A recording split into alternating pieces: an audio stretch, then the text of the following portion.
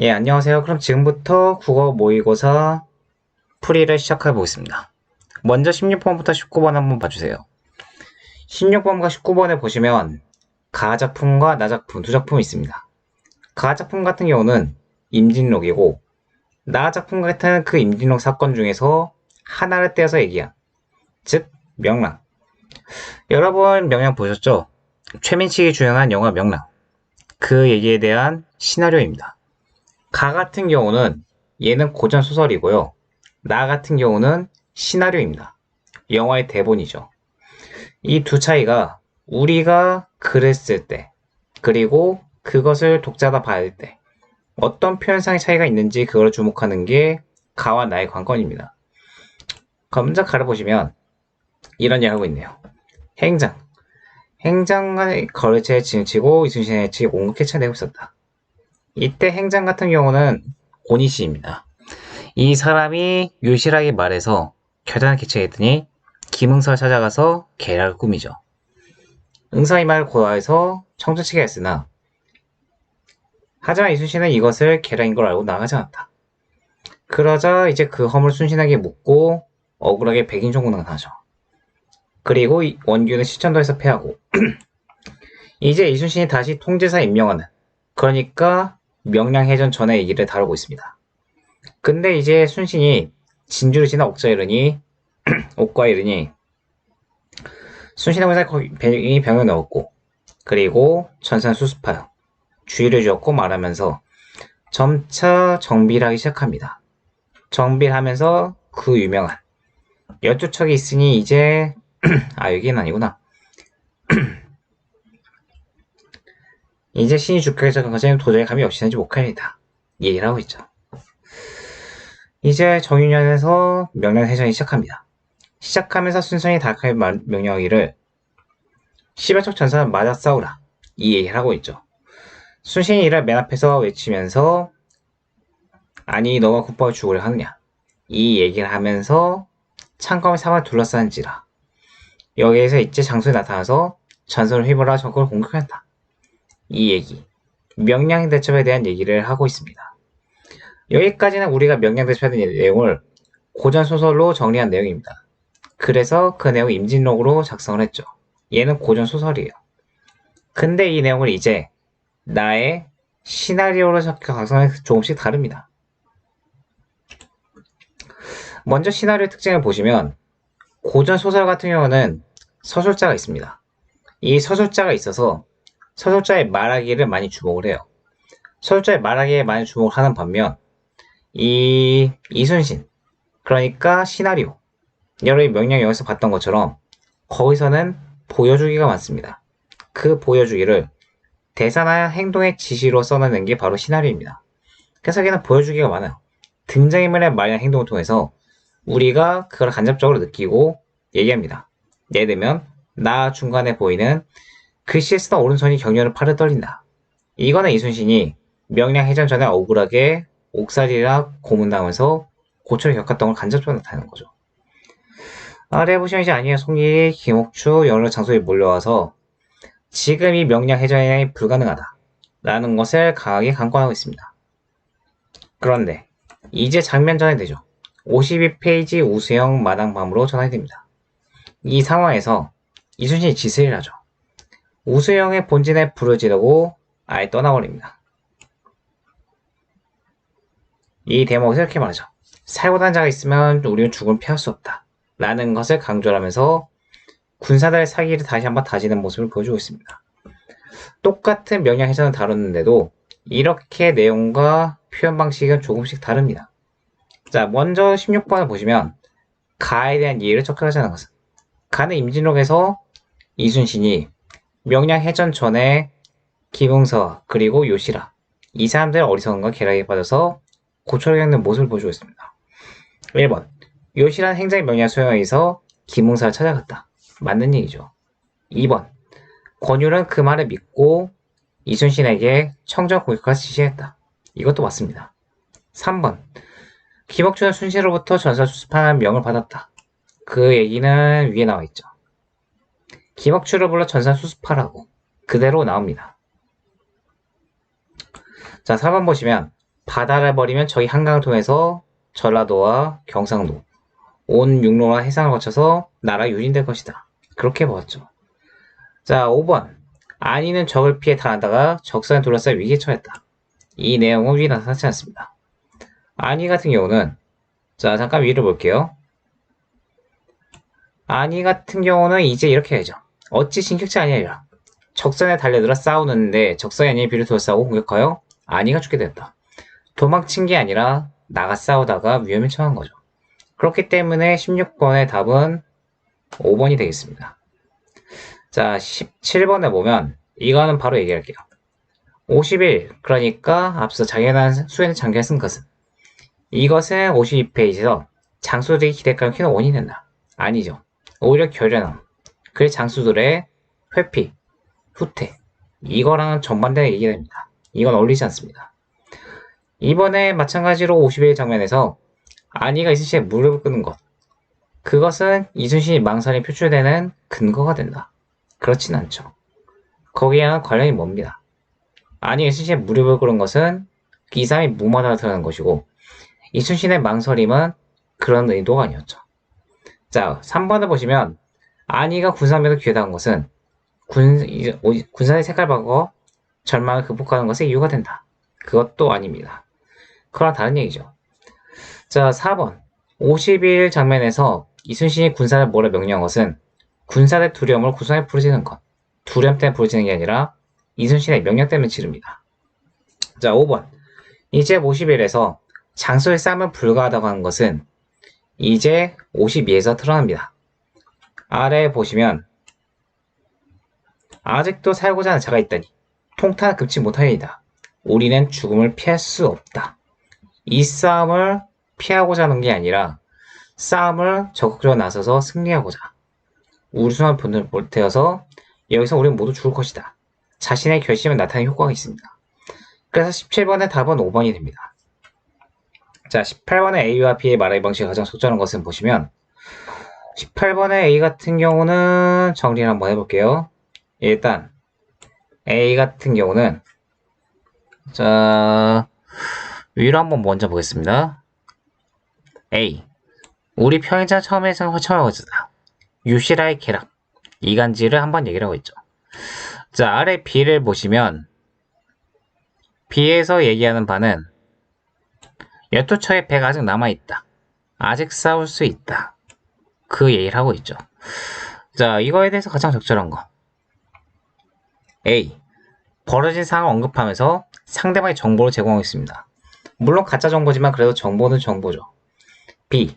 현재 상황을 언급하면서 자신의 의지를 표출하고 있습니다. 이건 어려운 문제 아니기 때문에 여러분이 바로 보실 수 있을 거예요. 18번의 답은 그래서 4번이 되겠습니다. 마지막으로 19번을 보시면 이런 얘기가 나오네요. 자, 여러분이 본 것과 같이 서사갈래에서는 서술자가 이야기 진행 과정을 요약하면서 서술하거나 상황 지점 묘사할 수 있고 인물의 정서나 태도, 행동 이걸 독자에게 직접 설명해야 합니다. 특히 이거는 현대소설은 별로 없는 반면에 고전 소설 가수는 많습니다. 특히 임진로, 춘향전 이런 거라서 이런 말을 해요. 저기 저 놀부는 모소, 저기 저 춘향이 보소, 저기 저 외눈 모소 이런 말을 굉장히 많이 합니다. 그런 만큼 고전 소설 가수로 독자한테 뭔가 설명해주는 것을 굉장히 좋아합니다. 반면에 극갈래는 좀 다릅니다. 극갈래에서는 서술자가 없습니다. 서술자가 없어서 연극과 같이 등장인물의 무대에서의 말이나 표정, 행동, 몸짓에서 드러내죠. 영화도 마찬가지입니다. 극장과 영화에서는 이때 연출의 지심을 통해서 인물의 정상 행동, 아까 보셨던 것 같이 이순신의 손이 파르르 떨린다. 그런 연출 같은 지시가 여기에 해당이 됩니다. 이 과정을 통해서 우리가 그 사람들의 감정을 읽을 수 있는 거죠.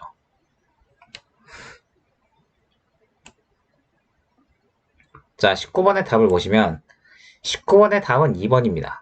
왜 그러냐면 가에서는 마땅히 죽기를 각오했는 장수의 결심에 감동한 순신의 전서 이거를 서술자가 직접 설명하고 있다. 이거는 장수의 결심이 아니라 이순신의 결심이죠. 마땅히 죽기를 각오한 나라의 은혜를 갚으리라. 이건 이순신의 결심입니다. 3점짜리 문제치고는 그렇게 어렵진 않은데 어렵진 않지만 이것도 여러분 주목하셔야 되는 게 바로 소서장르에서 서사강래에서 말한 거랑 그리고 극이나 시나리오 그때 말하는 거랑 어떤 차이가 있는지 그거를 찾아서 정리하는 문제입니다. 그래서 3점이에요. 이런 문제 푸실 때는 여러분이 소설과 극 다른 장르로 갈 때 어떤 표현 방식 차이가 있는가.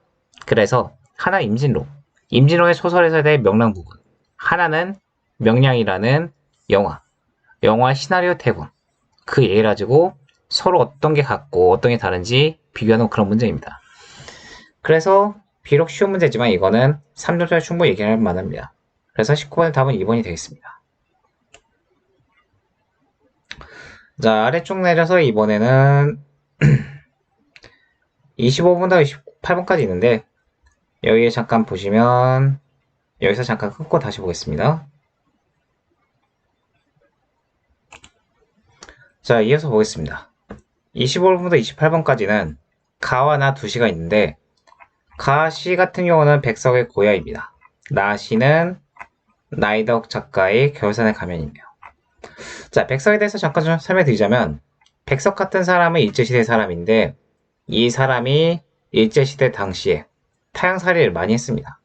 타향살이를 많이 하면서 주로 어떤 시를 썼느냐 자기가 원래 살던 고향에 대한 그림을 굉장히 많이 썼어요. 그것들을 자기 나름대로 자기 고향 사투리랑 고향의 모습 지금은 없는 고향의 그리움을 타향살이하면서 그려낸 것들을 많이 굉장히 합니다. 이런 얘기하죠. 아베는 타향 가서 오지 않고 아베는 아버지의 방언입니다. 아버지는 타향 가서 오지 않다. 그런 모습에 자기를 투영하고 있어요. 아래 보시면 날개 멍석 가져간 학본을 할미를 차 굴리나 땅 아래 그리고 밤 아래 방 같은데 실가대 처녀 막내 고모가 고개 넘어 큰 집을 잠깐 들고 와서 엄매와 뭐뭐 할 때 조르기도 가고 내일같이 명절날 밤은 부엌이 쬐타니 불이 맞고 소뚜껑이 노르며 구산 공고기 내고에 물을 끓고 팥소 설탕 등 콩가루를 먹으며 얘기하고 사다 내일날 들어서 내일날 밤에 누워 놓으면 그리고 눈생이 모르 내일물이라고 제주병에 진상아리 채워두고 얘기가 굉장히 긴데 결국 모두 그겁니다. 백석이라는 시인의 고향, 추억, 고야라는 제목은 옛 밤이죠. 옛날 밤의 추억을 지금 얘기하는 겁니다. 이게 백석의 시고요. 아래 나를 보시면 이제 겨울산에 가면 여기서는 나이덕 작가가 겨울산에서 본 모습 그 모습을 가지고 어떤 성찰을 합니다. 자, 가와 나 같은 경우는 모두 겨울을 소재로 하고 있습니다. 겨울을 소재로 하고 있는데 가시 같은 경우는 화살 추억에 주목하고 있고 나시에서는 겨울산에 가면 나무들이 있다. 나이테가 나를 보고 있다. 맑은 눈을 흐른다. 그리고 자라고 있다.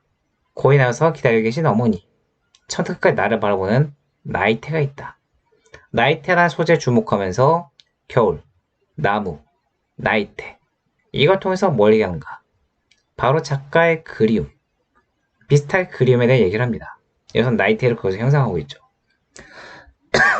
자, 보시면 가와 나의 표현사 특징을 살펴보시면 1번 가는 나와 달리 방언을 사용하여 황토적 정감을 환기하고 있다. 맞네요. 벌써 답이 나왔습니다. 25번의 답은 1번이에요. 1번인데 2번도 이어서 한번 보겠습니다. 가는 나와 달리 명사형.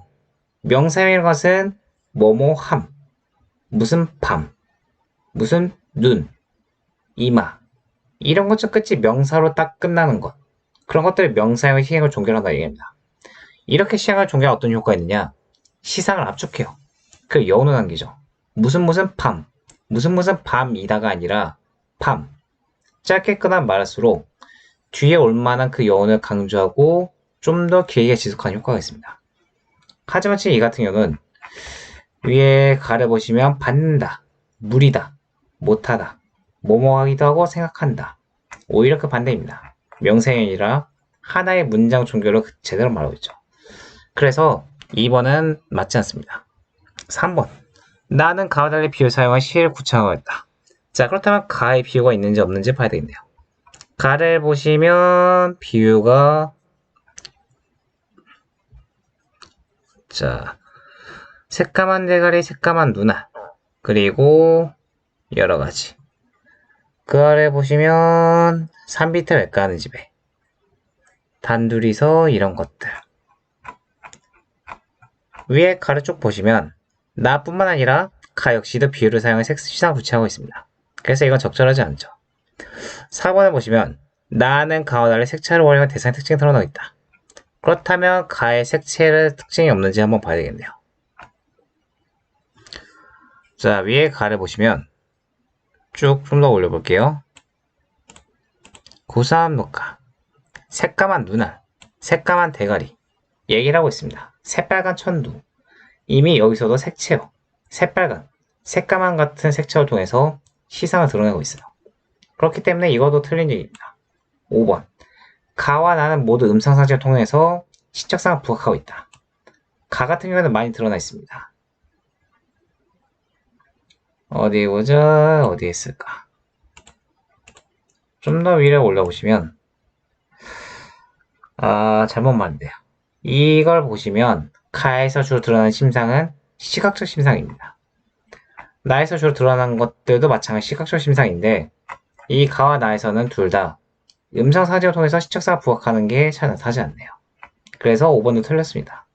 답은 1번이 됩니다. 자, 16번을 보시면 보기를 바탕으로 가에 대한 감상 상태를 적절하지 않은 것은 이런 말이 나오는데요. 보기를 먼저 보시면 이 작품에서 밤, 그래서 고야입니다. 밤 야할 때 크게 야자죠. 이 밤은 화자에게 있어서 무섭고 두려운 겁이 났던 시간.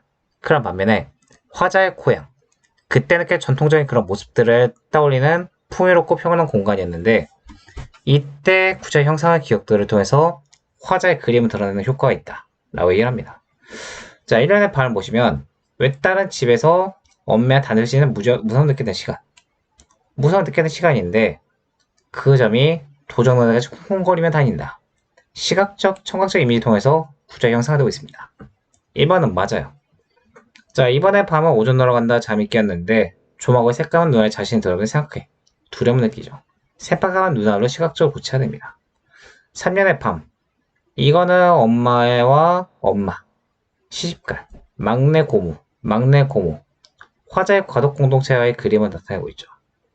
4번, 밤은 명절날 공국, 구산 내음새, 설탕 콩거림 이런 것들이 모인 먹을거리의 풍요로운 시간입니다. 그 시간을 후각적 이미지, 구수한 내음새, 그리고 시각적, 미각적 이미지, 가장 맛있다고 생각한다. 이렇게 구체화되고 있습니다. 근데 5번이 틀렸는데 5번은 왜 틀렸냐? 할매 귀신을 든든하게 여긴다가 아니라 할매 귀신도 내빈을 받느라 못 난다는 말. 할머니 귀신이 못 와서 든든하다. 얘기가 반대로 됐죠. 할매 귀신을 든든하게 여기는 게 아닙니다. 그 기억은 행위를 나타내는 구체가 형성되고 있다. 그래서 26번 답은 5번입니다. 할매 귀신을 내가 든든하게 여기는 게 아니라 할매 귀신도 못 온다는 말을 든든하게 여기는 거죠. 자, 17번을 이어서 보시면 이런 말이 납니다. 서정갈래 현재. 이 말뜻은 우리가 서정가에서 표현하는 뭐뭐 한다, 뭐뭐 하고 있다, 뭐뭐가 있다. 이런 현재 시제 말들은 실제로 작가가 보고 느끼는 현재가 아니라 일종의 가상적 현재입니다. 내가 지금 보고 있다를 강조한 어떤 효과가 있느냐? 감정행위에 생생하게 지금 마치 벌어지는 상황처럼 그 생생함을 강조하는 거죠. 지금 보기가 그 얘기를 하고 있습니다. 자, 가의 기억 같은 가의 기억을 위해 한번 보시면 다닌다. 쿵거리면 다녔다가 아니라 다닌다입니다.